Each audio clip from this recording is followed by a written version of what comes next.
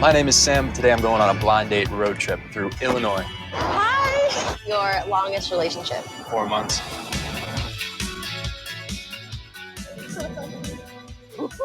So much fun.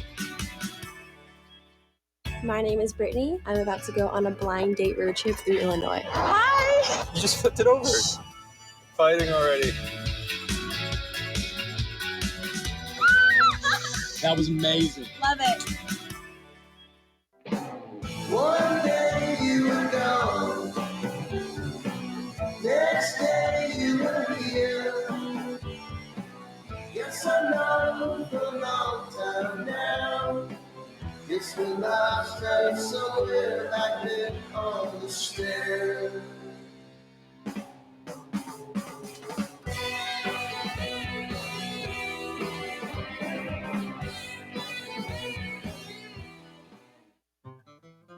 It's the moment the first fields of spring promise another bountiful Kentucky season. It's when a family recipe is passed down, a story of heritage and tradition. It's the moment bourbon splashes into a sizzling pan, when a master distiller taps the first barrel and slowly pours. It's when you take that first bite, savoring the unforgettable taste of Kentucky, and you realize it's better in the bluegrass. Visit betterinthebluegrass.com. Okay. I will tell you, I'm really excited also for this next session. It's about podcast. So, destination podcast strategies for every destination and budget. So, this is going to be with Stuart Butler, CMO, Visit Myrtle Beach. Malia Hames, social media manager, Visit North Alabama. And Alex Stoker, president. Adam Stoker, President, CEO, Relic. Hi, everybody. Is it working? Okay. Do I need to lean over? Hey, I'm Adam Stoker. I'm really excited to be here. For those of you that have only heard my podcast, it's called the Destination Marketing Podcast.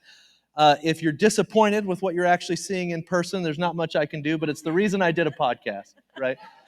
If you're familiar with the term hat fishing, it's where you look good with a hat, but not necessarily without one. So it's like catfishing, but with a hat. I've been accused of that a few times, which is why I'm wearing the hat here today. So, like she mentioned, I'm Adam Stoker, President and CEO of Relic, and also the host of the Destination Marketing Podcast. And we created over the last couple of years the Destination Marketing Podcast Network, where we have really tried to pioneer the idea of destinations using audio as a format to promote their destinations and to build an audience. And I've got a couple of my colleagues here who have done a great job of doing just that, of starting podcasts for their destinations and using those podcasts as part of their marketing strategy. And so I think it'll be a fun conversation today. I'd love, first of all, Malia, for you to introduce yourself and tell us a little bit about you. Hi, I'm Malia Hames. I'm social media manager for Alabama Mountain Lakes Tourist Association. It's Visit North Alabama on social for a reason, because it's shorter. And I have been with Alabama Mountain Lakes for 12 years, and we recently started our podcast in September, October, I believe. So, awesome. Thanks, Malia. Stuart? Thanks, Alex. Adam. I'll go by whatever. Yeah. So I'm Stuart Butler. I'm the CMO of Visit Myrtle Beach. I've only been in that role for about a year, just hit my anniversary. So don't know many people in the industry yet, but so come tell me hey afterwards. I need friends. So we only just launched our first podcast as a DMO a couple of weeks ago, but before I came to the dark side, is it the dark side or the light side? I was on the agency side before, so you pick your poison. I ran a digital agency, and much like Adam, we had a podcast for 5 or 6 years, and by the time we sold the agency and I left, it was the #1 podcast in the hotel industry. So it was a fun 5 years. Awesome. And we'll talk a little bit about, even though Stuart's really early in the Myrtle Beach podcast journey, we'll talk a little bit about his vision and where it's headed today, because I think that's an important part of the conversation. I guess my first question for both of you, why a podcast? What is it about the concept of a podcast that made you decide, yeah, this is something we want to try? Malia, why don't you start? Well, podcasts have increasingly become more popular over the years, and I remember when you came to Decatur to do one of your podcasts, and we had some of our local stakeholders on that, and I remember you approached me then, and I'm thinking, I don't know, it's so far out of my comfort zone, which this is out of my comfort zone as well, just so you know. Um, and then I remember my boss said one day, like months later, I think we should start a podcast. And I kind of felt like we needed to, but, I was just hesitant in like, okay, I know I'm going to have to be the host here. And so anyway, we just decided that it would be good to reach a different audience to attract visitors to our destination. Great. All right, Stuart. Yeah, so I've been a podcast consumer for a long time. I think I really started consuming podcasts right when Serial came out and hit big. So what was it, almost 10 years ago now.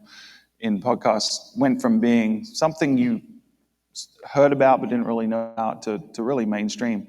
I'd actually dabbled with a personal podcast before that, but there wasn't a platform. There wasn't a podcast app or anything like that, so it was hard to get audience. But one of the things that I really have enjoyed as a consumer podcast is it's a very intimate format. Like you actually get to feel like you're part of the conversation. You get to feel like the people that are talking are part of your family or part of your tribe. And so I think for destinations especially, that's a really big opportunity because you can connect with people on a different level than you can in traditional digital formats. So it is definitely about finding a different audience, but it's also about, really more importantly, having a conversation with people and forming a much deeper relationship with your consumer.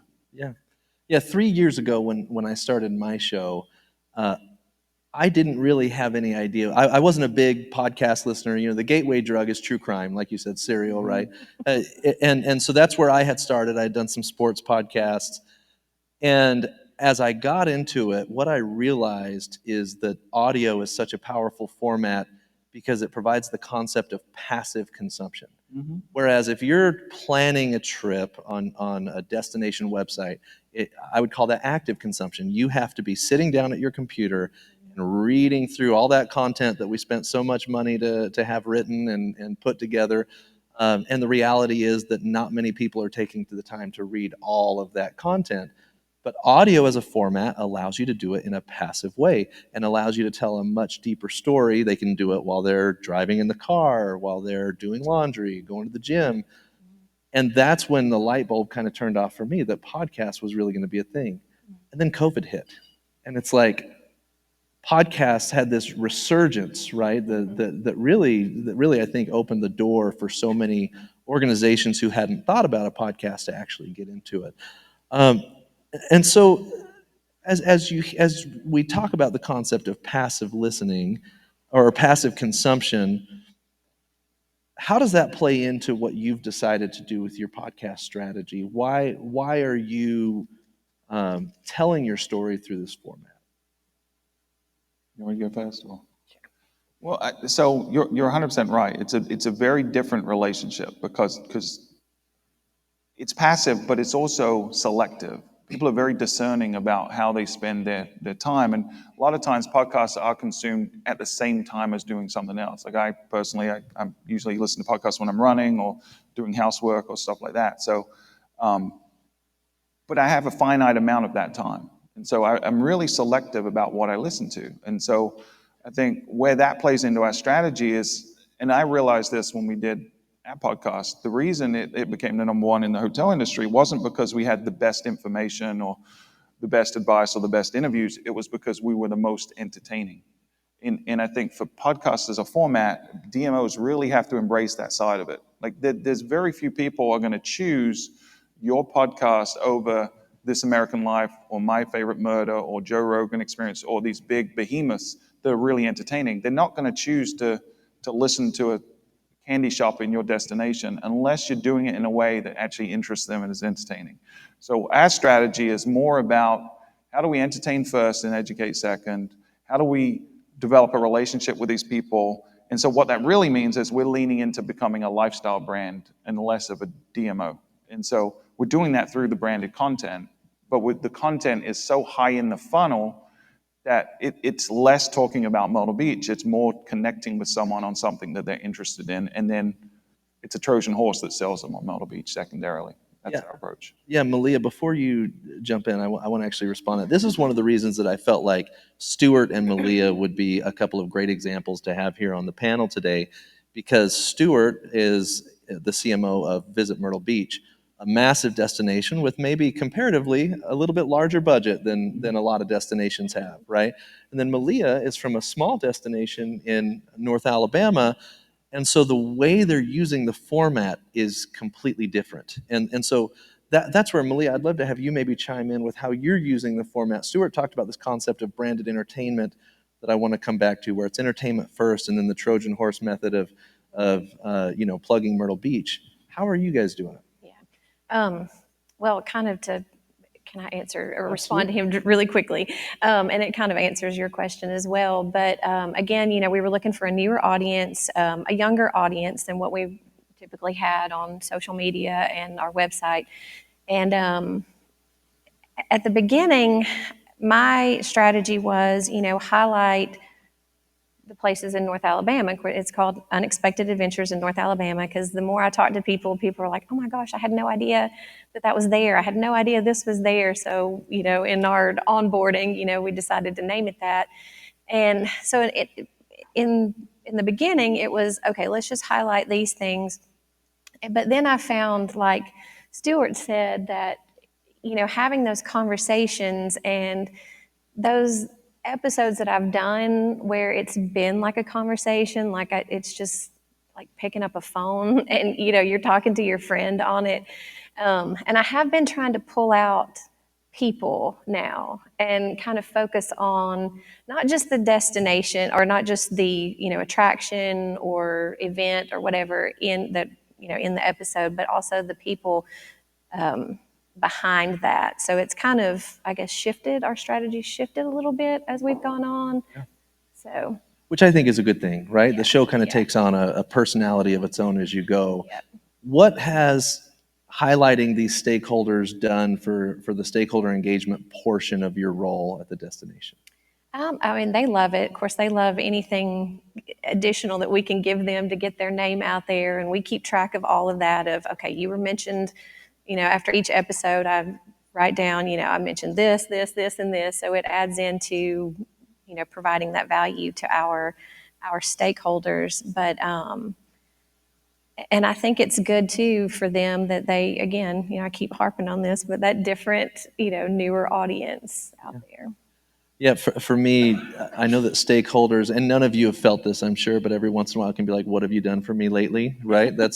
None of you have ever felt that. But podcasts and having them as a guest on the podcast is a really, really tangible way to provide value when in some destinations, and I know there's a lot of amazing data resources out there in the industry right now, but some destinations don't have those data resources. But to provide the tangible value of having a stakeholder as a guest on the show, they can go show people that, and they hear themselves talk, and it usually goes over really well for stakeholders. They remember that.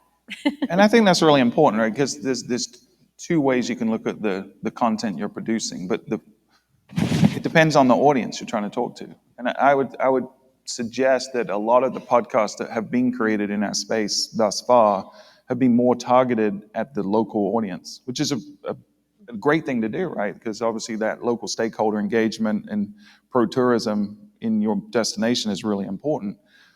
I don't think it's possible, at least I haven't seen anyone do it successfully, where you can really talk to that local audience and attract at a large scale an external audience, because the value proposition is different for them. What they're looking for is different.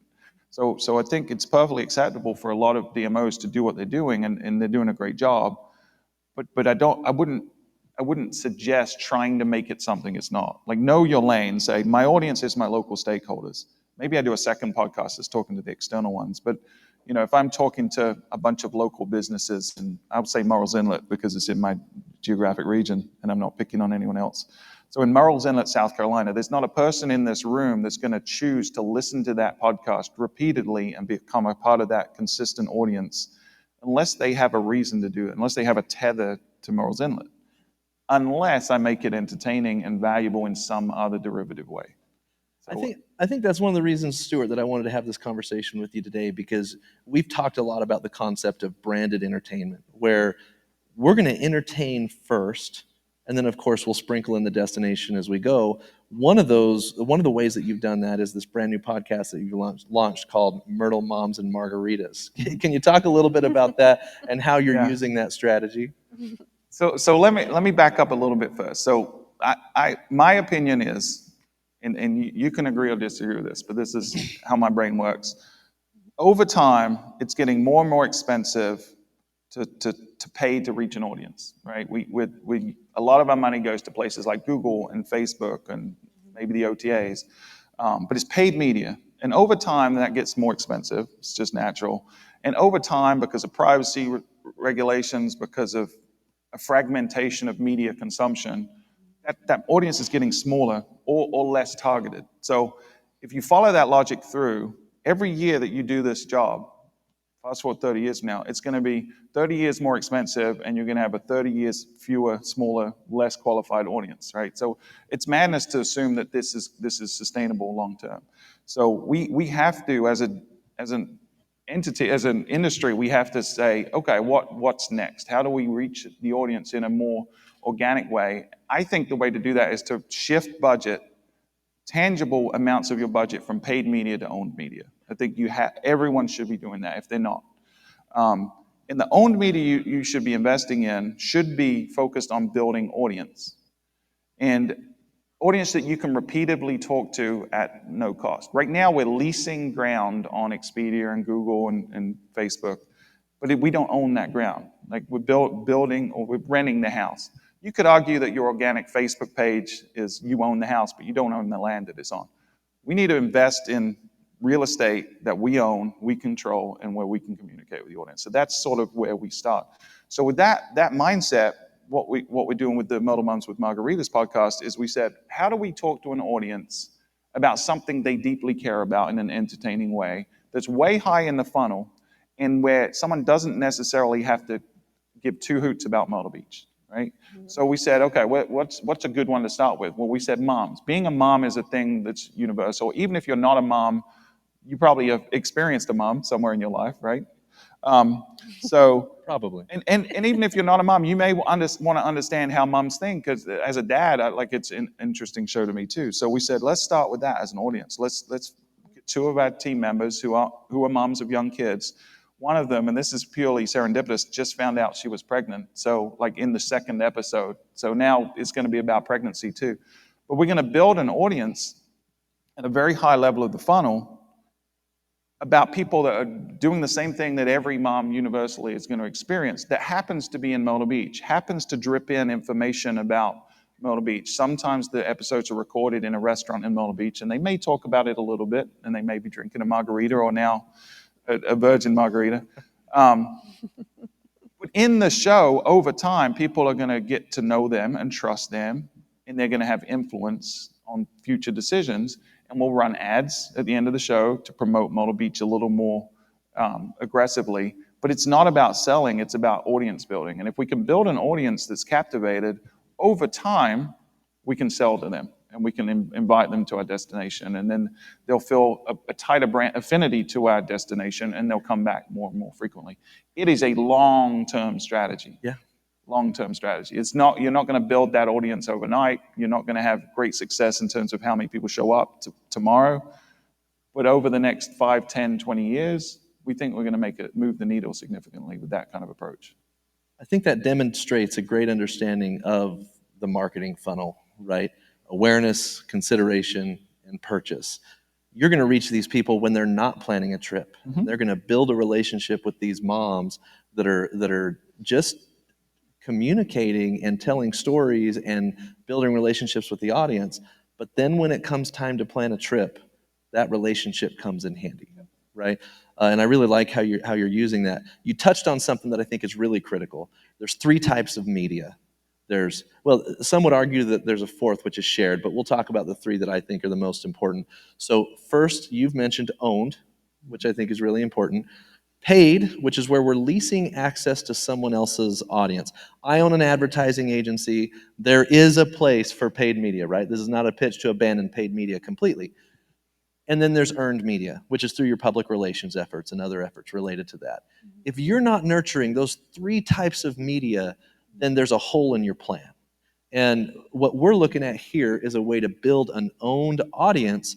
And if you have the correct long-term strategy over time, building that audience will allow you to not be so reliant on other people's audiences long-term. I thought you articulated that really well. So. Yeah, early on, before you coined the term branded entertainment, or at least you were the first person I heard that said it, I was referring to what we were doing as valued media. So it's sort of an extension of that owned media, but it's media that people actually value consuming. So it can manifest in paid, and it will inevitably manifest in earned as well, but it starts at owned. And I'm not suggesting, I want to be clear, I'm not suggesting the majority of your budget should go into owned media.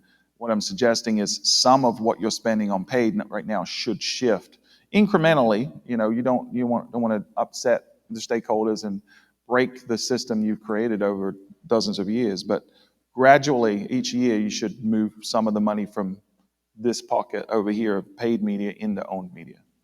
Great, thank you. So Malia, you have a smaller team, and you wear a lot of hats on your own. Tell me a little bit about the nuts and bolts of creating your podcast and the different responsibilities that go in. Like, how did you get it off the ground? Well, it's a small team. It's me. I do the social media, the blogs, the podcasts, all of that. So, and that was one thing that I was kind of hesitant about because, everyone's plate is already full enough as it is. And I thought, oh, goodness, here we go with one more thing to do, even though I wanted to do it. But I will say it's been going from being hesitant to now I'm just, always wanting to talk about it. And, just getting it off the ground, I feel like your team was amazing. He didn't pay me to say this at all. But your team really has been amazing. Just that first initial meeting, it resolved a lot of my fears that I had of, am I going to be able to do this? Am I going to be able to handle this? Am I going to be able to have content? And which now I think, why did I ever worry about content? We've got 16 counties in our region. I'm thinking, why did I ever worry about having enough content? I actually have too much content. But it has been, an amazing experience of just having, the organization of your staff, of getting everything together and helping me out with outlines. And so it's been a very pleasant experience of getting it off the ground. So what do you do on your own versus what you rely on the team on my side to do? They send the outline to me. Of course, I've sent them, information, like where to find the information, and then they'll put an outline together for me. And of course, I do tweak it. And I've learned over the process of doing this, if I have problems with transitions when I'm under pressure. So I would write out my transitions and, try not to read it to where it's, like, thank you for joining, try to make it sound lively. But if I have that in front of me as, a reminder of, okay, this is what I wanted to say to connect the thoughts, the dots there. But yeah, y'all do the outline for me. You do my social media graphics, which are amazing. And I find the guests, of course, the content and the guests. So you arrange the guests. Mm-hmm. We kind of collaborate on the outline, and then you obviously show up and do the recording. Yep. And then we handle the production, editing, and distribution. Yes. After that. Okay. Now, Stuart, what does your team look like to execute on some of these? Because we talked about one show, the Myrtle Moms and Margaritas. We have several in the pipeline. So what does your team look like to be able to execute on this? Yeah, well, we're very fortunate in that we have ample resources. I have a team of 8 people that work directly for me, and then we're a CVB and a Chamber of Commerce, so we have 40 plus employees total within the organization, and we have a healthy budget. So I'll talk a little bit about us, but then I want to touch on what we did before at Fuel, my previous agency, because it was sort of the opposite. So we're very fortunate in that we can figure out how to resource any project that we really want to, and I fully understand how blessed we are to be in that position. What we're trying to create is essentially a media company within our DMO, and it's not just podcasting. It's YouTube channels, it's TV shows, it's a whole bunch of stuff. So we had to have the conversation: what makes sense for us to do internally versus what makes sense for us to hire experts to do. The happy medium we've structured right now, which is working great for us, is we are sort of the architects of the concepts. Like, why does this exist? Who's the audience? What's the name look like? And then we collaborate with your team on that to make sure we're not, we're considering all the options.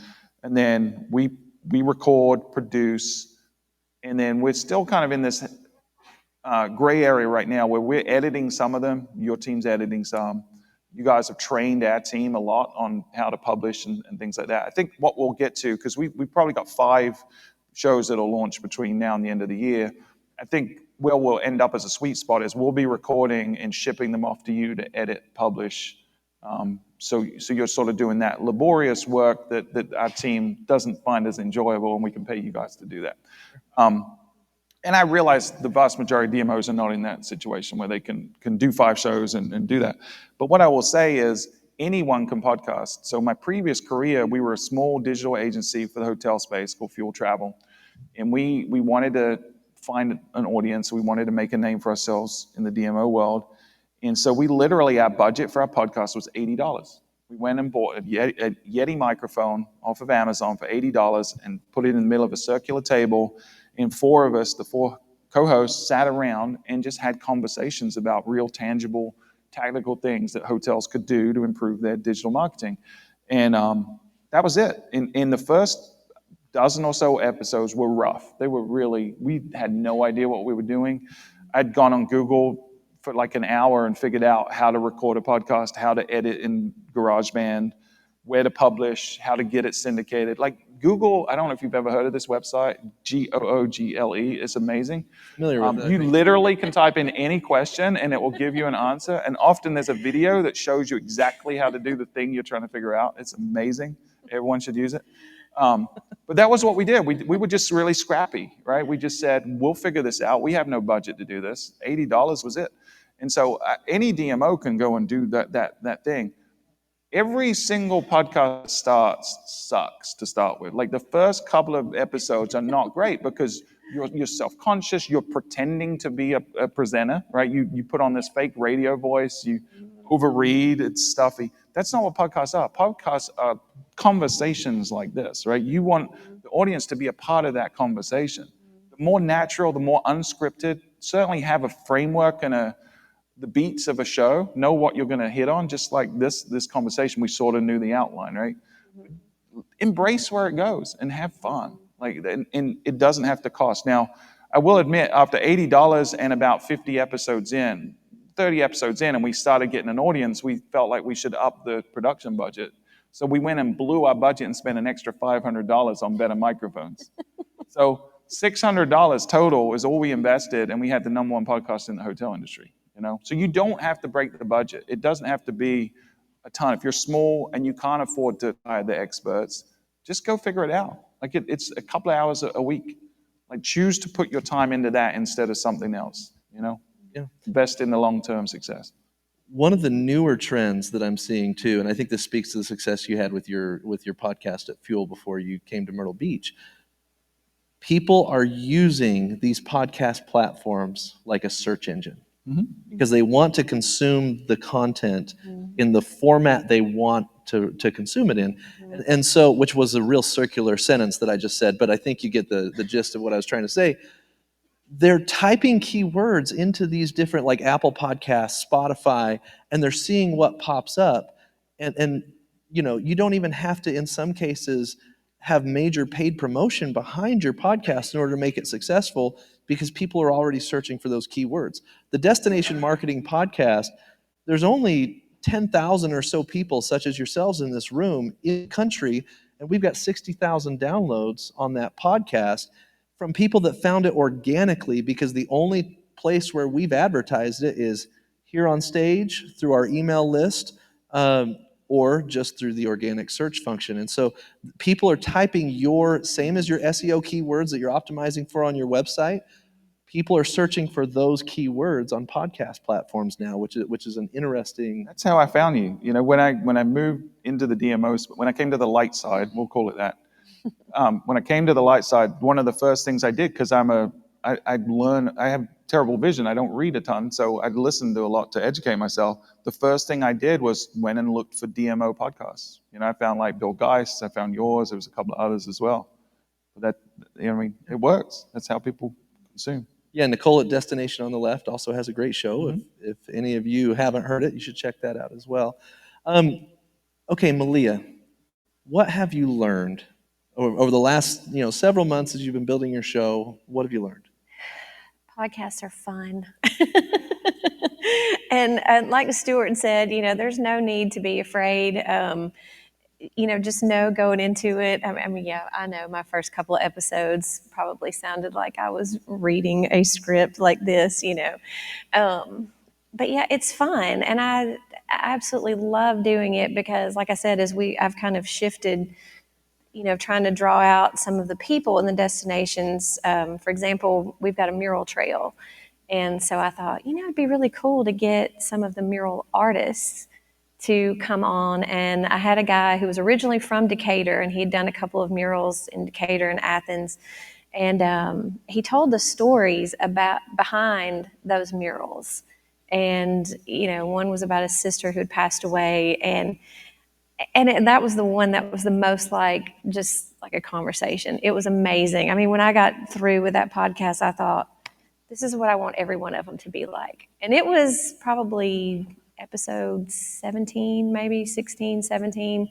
So it took me a little while, I guess, to get to that point. But after that conversation, I thought, this is the direction I want to go now, of trying to make it more like that every time. I love that. And the relationship that the artists behind these murals can build with the audience through an audio format where they're not just reading these flat words on a page. What a cool episode. Yeah, because we're still highlighting the mural trail. We're still saying, hey, he did this one, and you can go see these. But it's really cool that the stories behind that. And I've got another mural artist scheduled coming up soon, so I can't wait to have her on and to learn. And he talked about his process, which was very interesting. So it was really neat. I love that. So I feel like every destination has a comprehensive story. Mm-hmm. There's a whole story. Yeah. And with the you're never going to tell the whole thing. But with a podcast, you can tell chapters, bits and pieces of that story. Mm-hmm. And going deep on some of these murals, something that would be very difficult to do in another format. I like that. And it has more meaning when you go and see it, because then you're like, oh, I know. You don't wonder, I wonder who this person is in this mural, or I wonder what this is about. That story. Yeah. Yeah, and I'd expand on that a little bit, and maybe politely push back a little bit on that statement from Adam. I don't think it's our story. I think we're storytellers. Like the DMO's role is to tell the stories. Mm-hmm. We're not the protagonist of the story. Right? It's the audience and the people that make up the community, I think, are the protagonists. And so what I've found is always more effective is when you talk less about yourself as a destination and try to connect with people on a level where they can see themselves in that story. Right? That tends to be, I think, the types of podcasts that people are going to gravitate towards, and why things like true crime dominate podcasts, because it's a story that people can connect with on a personal level. So yeah, I think that's fair. Like, features tell, benefits sell, mm-hmm. right? And if all we do is talk about the features of our destination, we're not going to sell our destination. Right? Yeah, for sure. But we are in a unique position to facilitate the storytelling. Mm-hmm. So our job is, one, to identify who the audience is that we want to talk to in a podcast. Two, identify what the why is of the show. Like, what's the hook? What's the unique value proposition or the differentiator that will keep someone interested in coming back? And there's a million bazillion whys that could exist. You've got to choose something that is organic and authentic to your destination. And then you've just got to go out and try it and be fearless and be afraid to don't be afraid to fail. There's zero stakes, because at the beginning of starting a podcast, the hardest part is just recording and hitting publish on that first episode. Once you do that, the worst thing that can happen is no one listens. So you're in the same position you were before. So I've talked to a lot of folks in this space in the last year, and a lot of we want to start a podcast. We've been talking about starting a podcast for a long time. Well, stop talking about it and just do it. Just go record the first episode. And maybe it's garbage, maybe it's not. Maybe you think it's garbage, maybe someone else thinks it's gold. So just go try it. And if you can't do it all in-house, go find someone like Adam and Relic, and they can certainly help you. Or come talk to the folks that are already doing it. I think the one thing I've really been blown away by in this industry is how generous everyone is in terms of sharing and collaborating. And even though we're technically competing in a lot of ways, it doesn't feel like that. Right? Everyone's so generous at sharing what's working for them. And so anyone that's doing podcasting, come pick their brain and ask them how they got over the hurdles and the barriers. But just do it. Be fearless. Go try it. Yep. Be brave. What do you mean be brave? Tell me more there. Well, like Stuart said, just don't be afraid to fail. Just, the worst, I love that too. The worst that can happen is that no one listens, and then you're in the same spot you were when you started. Yeah. You can only go up from there. Well, and that's why you shouldn't worry about your first few episodes sucking, because guess what? Nobody's listening anyway to the first few episodes. That's right. Exactly right. Real quick from both of you, then we'll take a couple questions from the audience. A short statement about what's next for your podcasts. I think more of, like I mentioned earlier, of drawing the people out, getting the the people in the destinations. I've also thought about doing sprinkling some episodes in there of like an outsider's view of North Alabama, because we have a lot of people who move and we have a new Orion amphitheater, which is amazing in Huntsville. It's so awesome. I saw Dave Matthews not long ago. It was so amazing. Side note. But the guy, Ben Lovett from Mumford & Sons, is the brainchild behind that. And then the general manager of the amphitheater also is not from North Alabama. So I'm trying, working on an episode with getting them on just to talk about, why did you choose this destination? And so then that way other people who are outside, because sometimes people hear Alabama and they're like, oh, Alabama, we're like, it's amazing. Just come and visit us. It is so beautiful. But then to hear outsiders say, this is why I chose it. Because naturally, I grew up in North Alabama, moved away, but came back.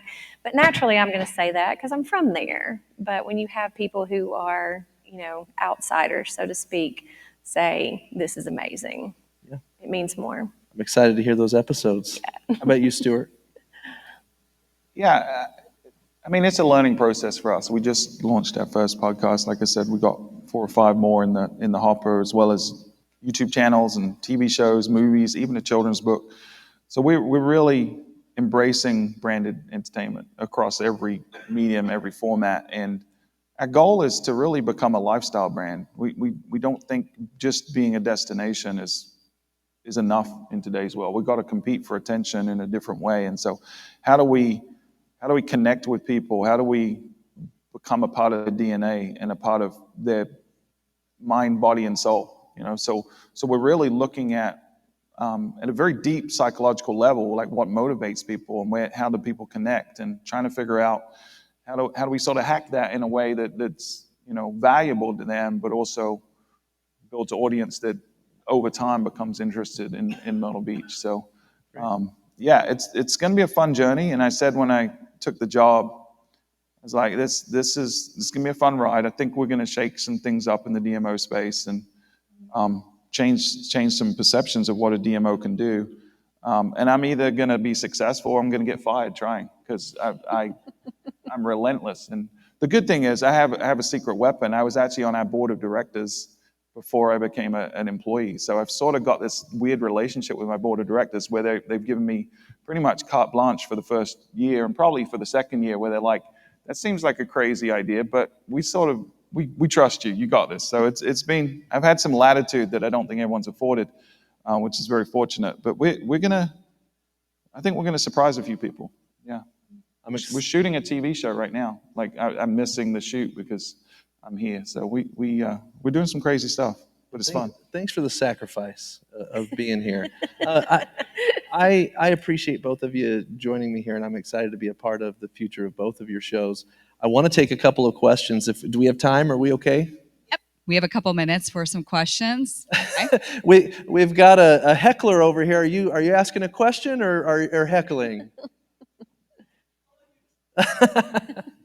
So, Stuart, if you're willing to share, you have an interesting plan that I know of that is built to lift the personalities that you're creating through your integrated strategy. Are you willing to share with the audience that strategy of how you're going to build up these moms and some of the YouTube personalities through some of your other efforts?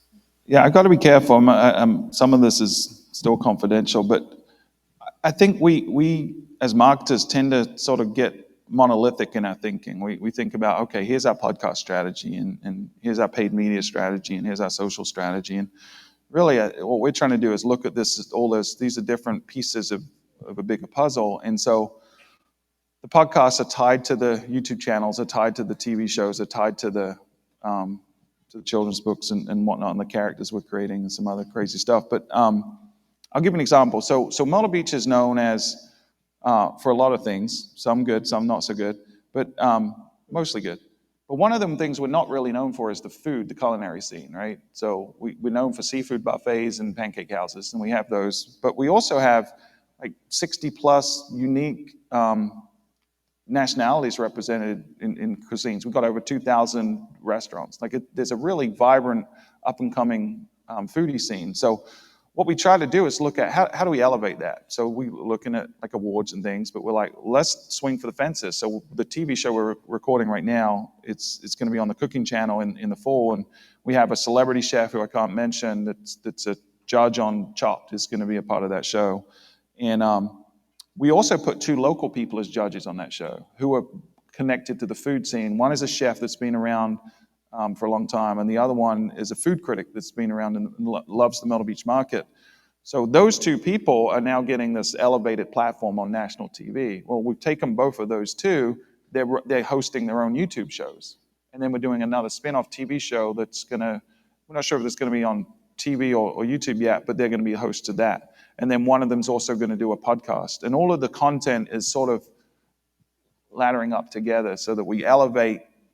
With the national exposure, these people, they get credibility in an audience, and then we leverage that audience to get more awareness for other shows. So you should not look at my whiteboard in my office. It's crazy. It's like, yeah. I think we have one more question. So when launching on a new platform, I manage social media as well. One factor that we pay particular interest in is cadence. How do we, present this? How many are we releasing per week? How can we plan to have content released at a timely manner? Is there any particular method or cadence that you come up with when, taking on podcasts?